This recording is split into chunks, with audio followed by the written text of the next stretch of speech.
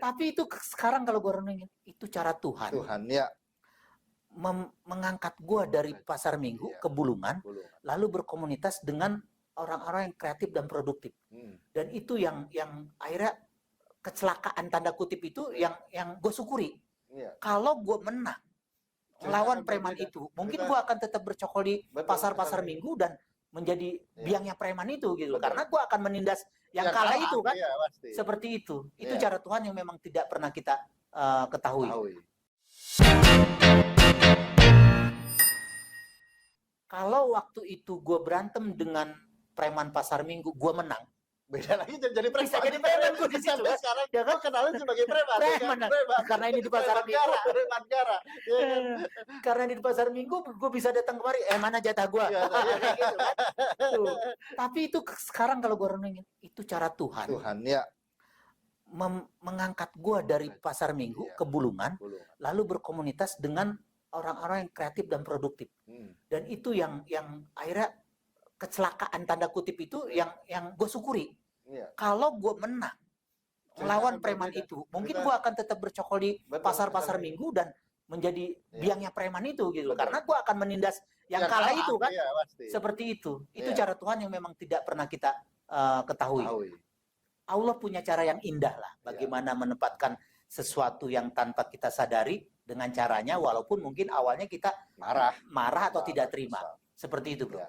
Iya sih, hidup memang kita nggak tahu, tapi yang penting kita jalanin dengan niat baik. Dan kita jangan mudah mengalah. Ya. Kan gitu. Itu kalau mengalah kan selesai. Belum ada nangis balik lagi, nyebrang lagi ke Sumatera. Gua nggak punya pikiran waktu itu, karena begini. Nggak punya pemikiran kalah ya? Enggak, karena begini. Tapi lagi-lagi kita bicara ini sebuah peristiwa aja lah ya. Karena waktu ketika terjadi insiden di kampung gue itu, sampai gue berpikir begini, stigma ya, orang Sumatera, orang Jawa gitu. Sampai gue berpikir begini waktu, jahat benar orang Jawa malah, Aceh ya. Gue pengen tahu orangnya kayak gimana gitu. Begitu masuk ke sini ya kita memang bagian dari komunal, kelompok-kelompok yang membaur aja. Dan akhirnya kan ya lagi-lagi kan kalau kalimat bijak mengatakan bahwa pengalaman adalah guru yang bijaksana, ya itu menjadi sebuah pengalaman. Oh, enggak begitu. Oh, ternyata satu sisi. Oh, ternyata sesuatu kerakusan kekuasaan. Oh, enggak semua, enggak general. Iya, enggak general.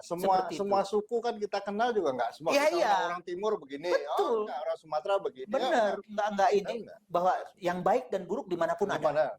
Kayak gitu. Hanya saja kan lagi-lagi stigma itu yang akhirnya membawa gue tanpa sadar, gue pengen tahu kayak gimana sih. Ternyata ya gue asik aja bergaul dengan orang Jawa, Sunda, Bugis, Timur, dan asik aja gitu kan. Dan itulah yang akhirnya pikir gue membuat kita lebih dewasa lah. Seperti itu. Adapun yang ya terjadi konflik saat itu hanya bicara masalah kekuasaan aja. Bagian dari sejarah. Mungkin kalau nggak gitu nggak begini. Gua nggak gitu juga. Iya kan. Tapi gila loh. Jadi ketika benar-benar sebatang kara dari Aceh ataukah berkelompok dulu? Akhirnya kita ngumpul dong, ya kan. Kita kan juga akhirnya, cuman gua nggak, ya mohon maaf, agak menutupi. Karena kan masih agak, itulah, orang kayak gitu kan, agak menutupi, ya kan. Ada misalnya kalau kita di komunitas kan gini, yang senior kita jadi abang, yang junior kita kan jadi adik. Gue akhirnya banyak abang-abangan gue, bro. Ya kan, ya kalau tokoh-tokoh jurnalis ya dari mulai Ison Nairul, Kardi Said, Bang Haris juga ya kan. Itu abang-abangan gue di Sanggar sebelum ketemu di kampus dan senior di kampus. Ada Mas Munadi namanya, dia pelukis, orang Ciledug, sebelum Ciledug jadi Banten ya. Dulu masih Jakarta Selatan. Gue sering juga ke sana. Ini nyambung juga ketika lu tanya, lu kehidupan lu ketika udah nggak lagi jadi kuli panggul dan jualan di pasar tuh ngapain? Ya gue silaturahmi, bro. Mulailah dari pembesar itu, ya kan? Ya gue menggali ilmu mereka. Seperti itu. Kebetulan waktu itu Mas Munadi ilustrasi cerita-cerita anak di Bobo, di majalah Ananda, majalah anak-anak. Gue belajar. Tahu nggak Ananda majalah?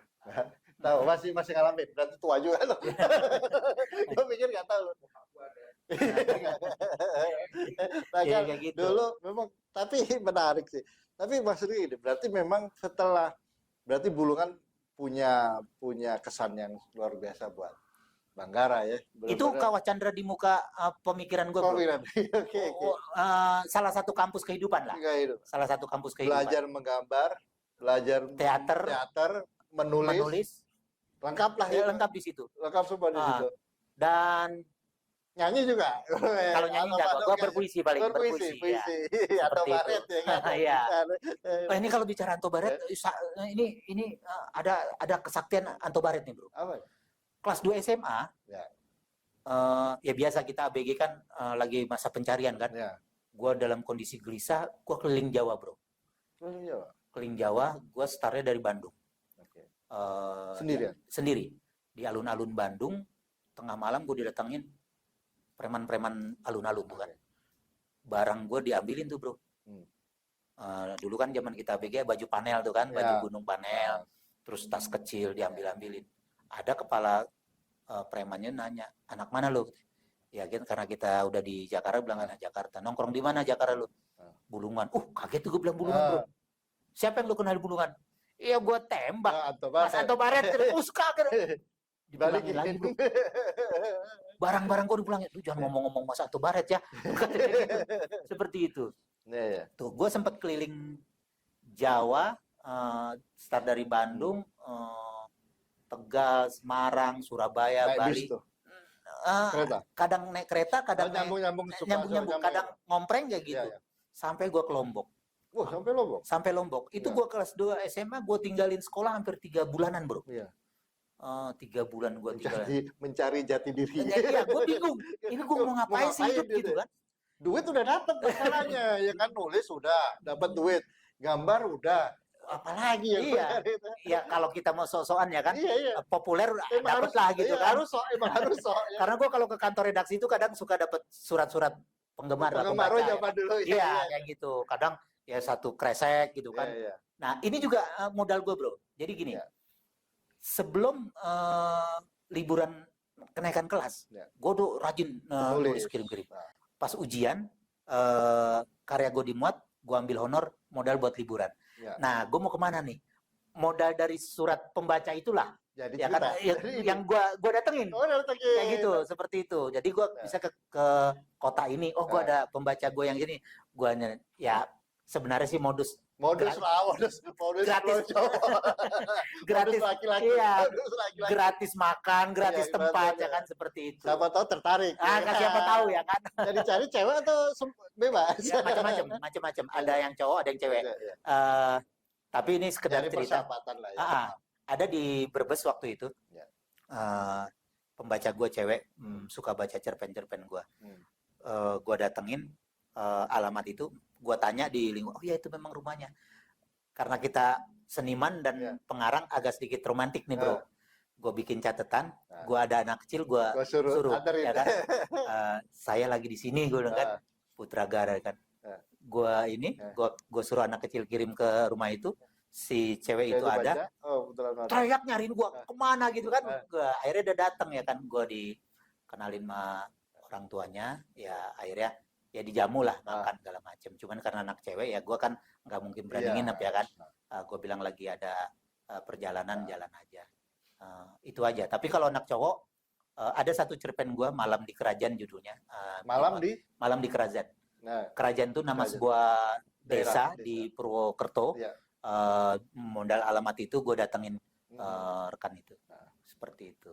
Dan 2-3 hari gue di sana sampai Lombok. Itu yang itu bilang jadi cerpen itu. Ketika gue di Lombok, gue nggak ngerti harus gimana. Akhirnya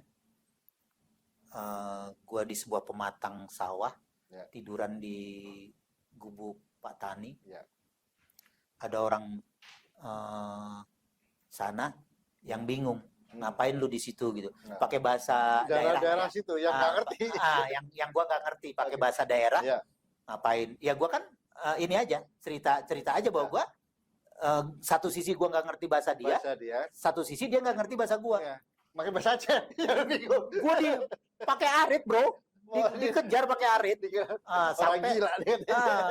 sampai akhirnya ketemu anak muda lah yang ngerti bahasa Indonesia gitu, dijelasin bahwa bapak ini bertanya, kamu ngapain di Situ sawah di dia, bawah dia. gitu kan? Dikiranya gue mau jahat, ya Iya. kan? Ya gue jelasin, gue cuma istirahat, cuman miss bahasa, ya kan?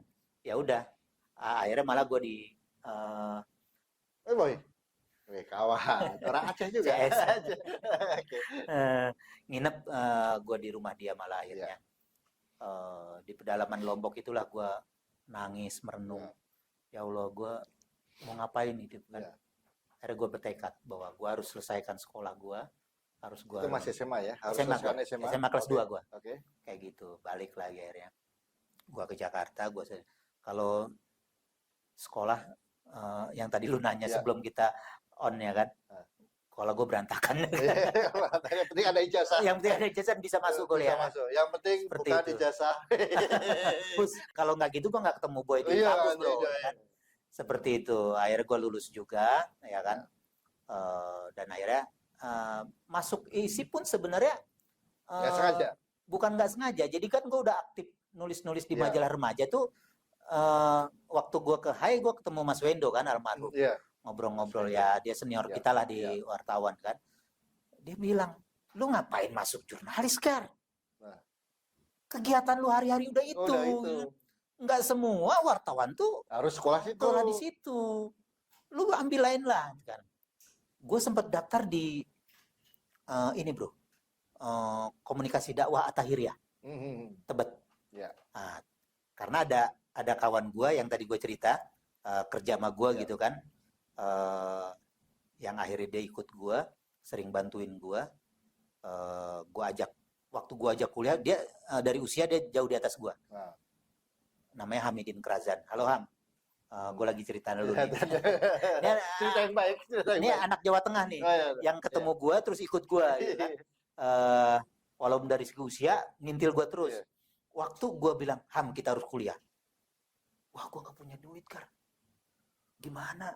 Lah gue juga nggak punya duit. Kita kuliah aja udah. Gue daftar sama dia berdua di komunikasi dakwah di At-Tahiriyah. Ya. Tapi diem-diem dia, gue daftar ke ISIP. Oh, jeblosin dia doang. Jeblosin. Yang penting dia mau daftar kuliah lagi. Ya. Gue terima di ISIP, gue baru bilang, Ham, gue udah diterima di kampus ISIP. Lu nangis jauh. Terus gue gimana? Lu nggak apa-apa tetap kan. Selesai di Seperti situ. itu. Nanti suatu hari kawan kita ini akhirnya menjadi salah satu jurnalis Pikiran Rakyat Group.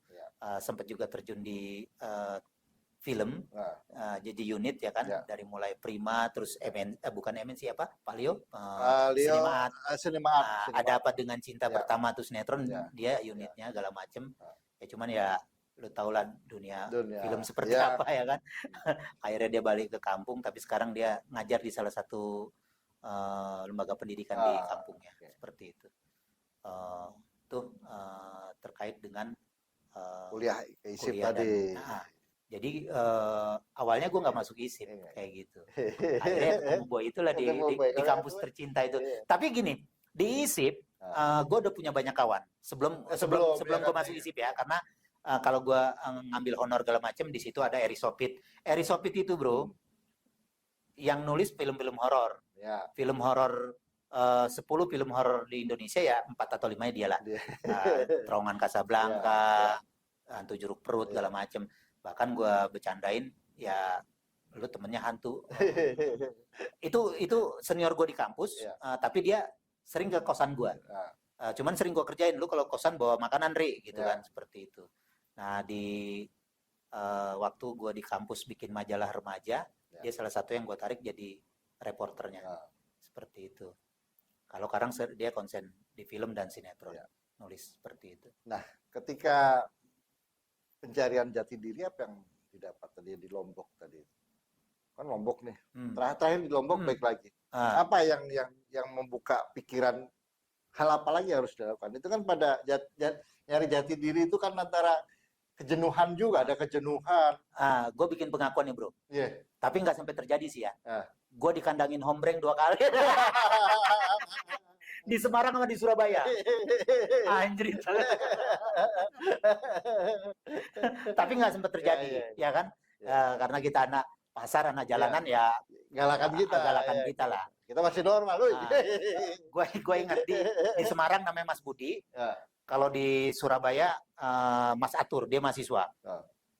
Jadi waktu di Semarang, gue pagi-pagi kalau ke rumah di kampung itu kan kamar mandinya di samping, rumah kan. Gue mau cuci muka,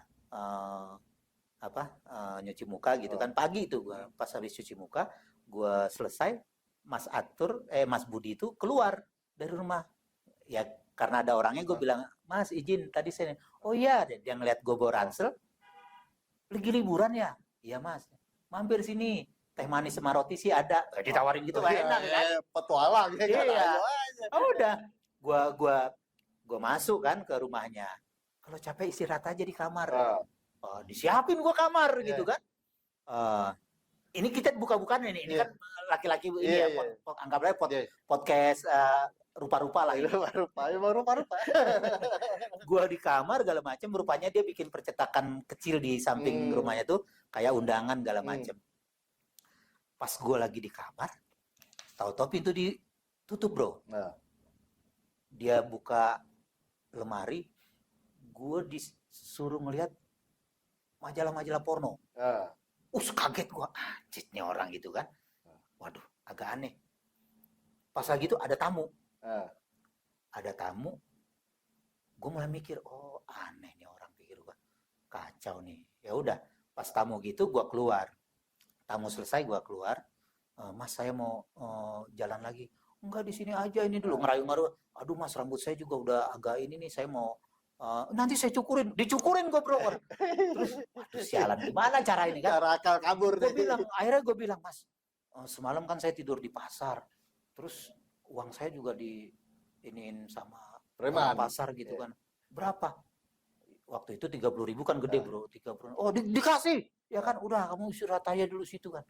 Anjir, gini. Suruh tiduran lagi. Gua bagaimana cara ini menghindar kan? Ada tamu lagi.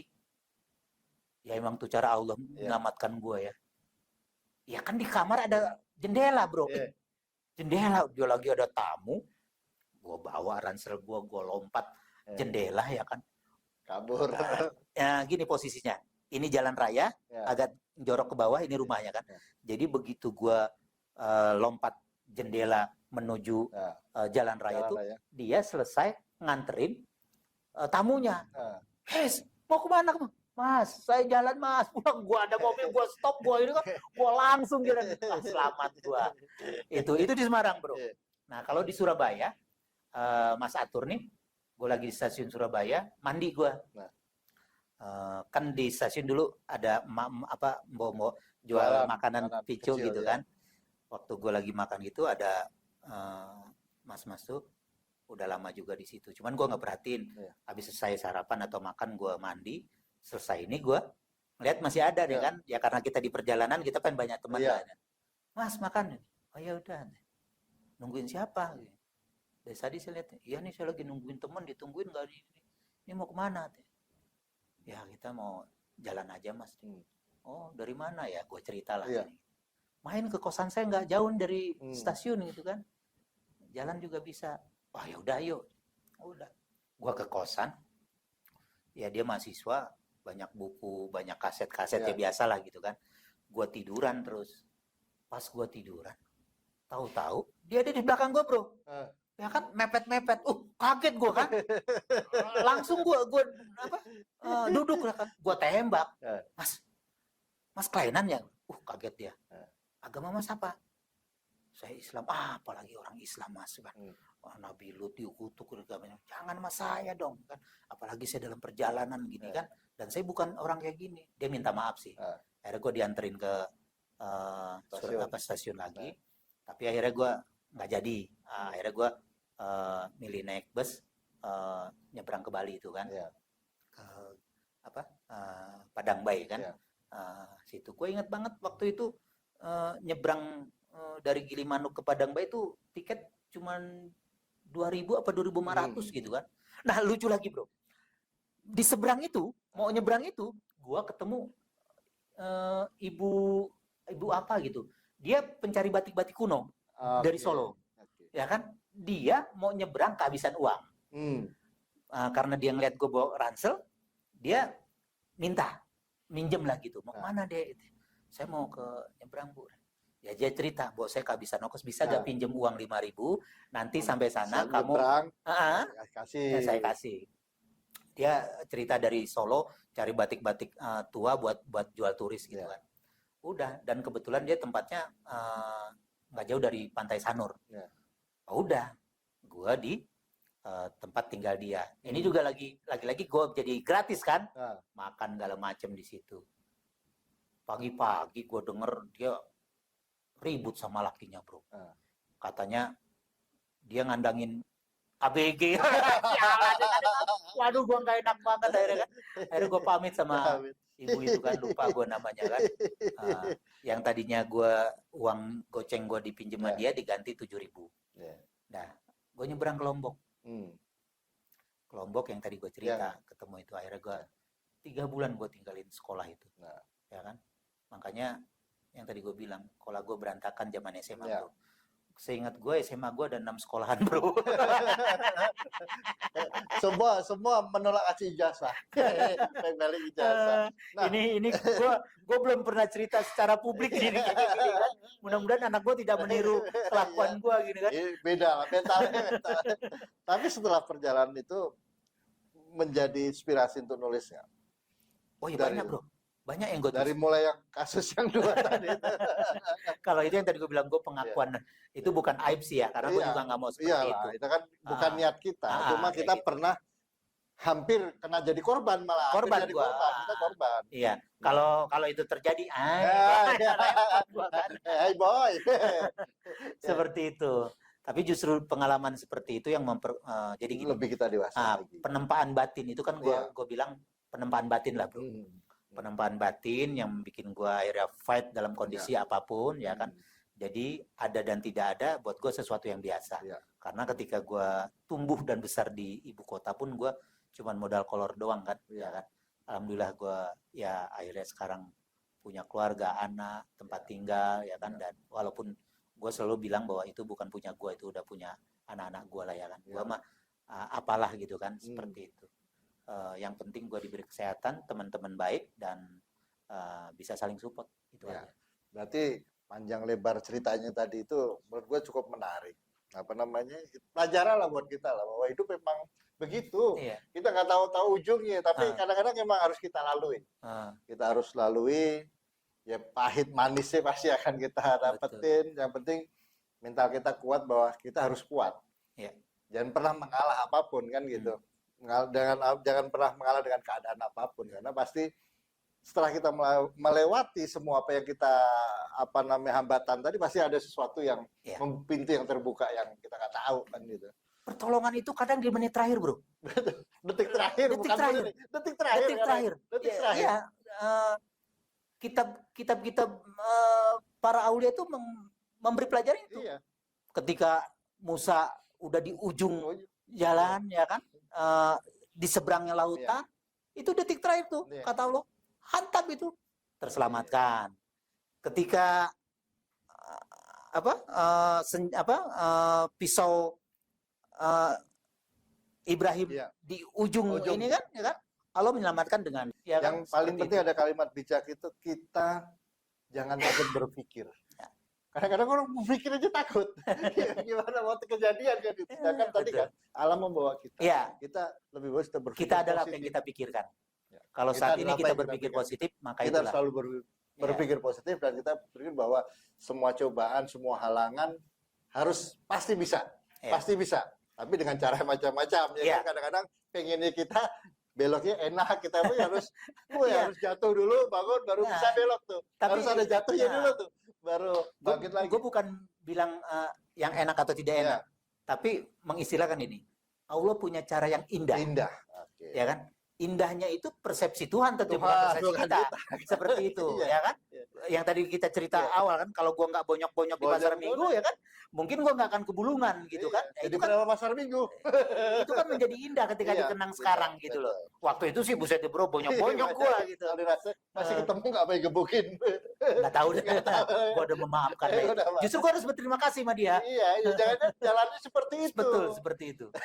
Jadi sekarang setelah melalui banyak perjalanan, bahkan dari SMP mulai belajar yang dimana tidak dikonsepkan. Ini nggak mau aku pengen jadi penulis, aku pengen jadi pelukis kan nggak ada. Nggak ada.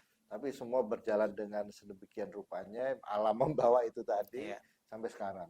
Cukup panjang perjalanan kehidupan kita gitu ya. Novel sudah banyak, cerpen apalagi nggak kehitung lagi, lukisan juga. Iya. Mungkin masih ada harapan ke depan. Apa yang menjadi konsen lagi yang pengen ditulis? Kalau kehidupan kan udah banyak. Kalau nulis, Oke, stop dulu. Kita lanjutkan minggu depan. Ini panjang nih, kita istirahat Siap, dulu, oke, kita oke. minum dulu. Oke, di minggu depan kita ketemu lagi. Episode kedua kan ngomong apa Putra Gara mau punya pemikiran apa ke depan.